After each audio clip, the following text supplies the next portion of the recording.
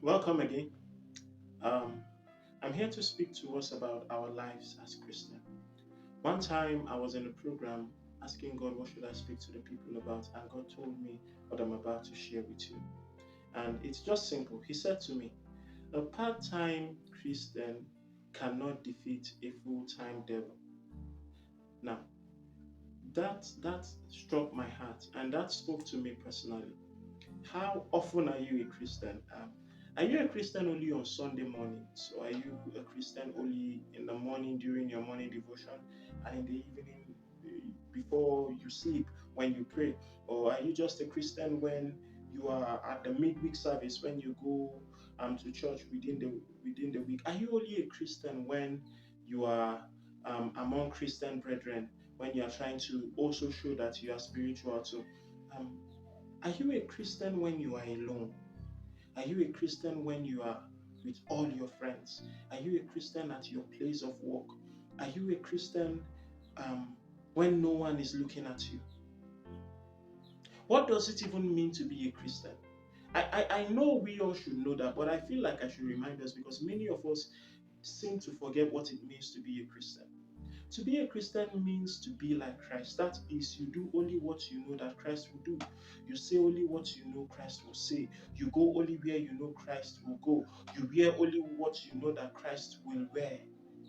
Any definition about Christianity that brings down or steps down what I just said to you is not full Christianity. I'm not claiming to be the author of the definition of what Christianity is, but I'm saying that simply put, this is what Christianity is all about. The entire the entire life of Jesus, what he represented when he was here on earth, that is what we too should represent. Otherwise, our Christianity is meaningless. Those who were first called Christians in Antioch were called Christians because they were seen and they were seen to behave just as the one that was called Christ. So they were called Christ-like. That is what became Christians. Many of us do not know why it was necessary for Judas to betray Jesus with a kiss. Theologians have said it, and it is very believable to see that um, the disciples of Jesus had stayed so much with him and they have become so much like him that they dressed like him, they spoke like him, they walked like him, they behaved like him, so much that no one else knew the difference. That's why it was necessary for someone who was from within his fold to point out who the actual Jesus was. And we see the evidence of that in the Bible also. When Peter was following Jesus during his persecution and he spoke, and people could point out and say, oh, you speak like this man. And even though he was denying it, people still knew that truly you speak like this man. So even when you are denying to be a Christian, can someone look at you and say, undeniably, you are a Christian?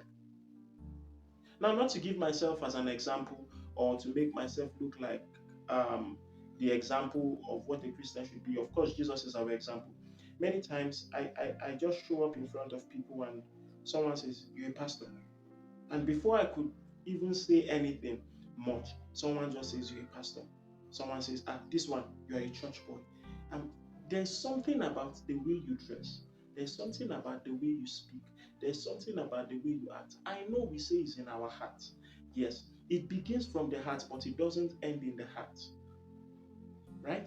Because even if you want to tell me that it is in your heart, it is out of the abundance of your heart your mouth will speak. It is out of the same abundance of your heart that you will dress the way you dress. It is out of the same abundance of your heart that you will react the way you react when people behave wrongly or rightly towards you.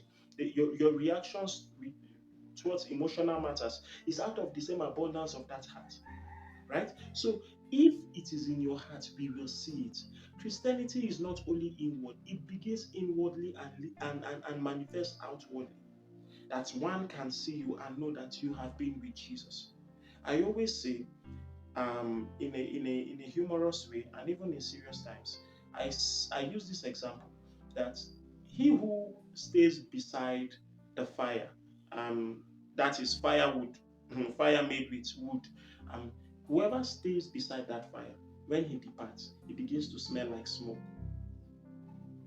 So how come we have Christians that say we fellowship with Jesus, we fellowship in his presence, we fellowship before the fire, and there is no sense of the Holy Ghost around us?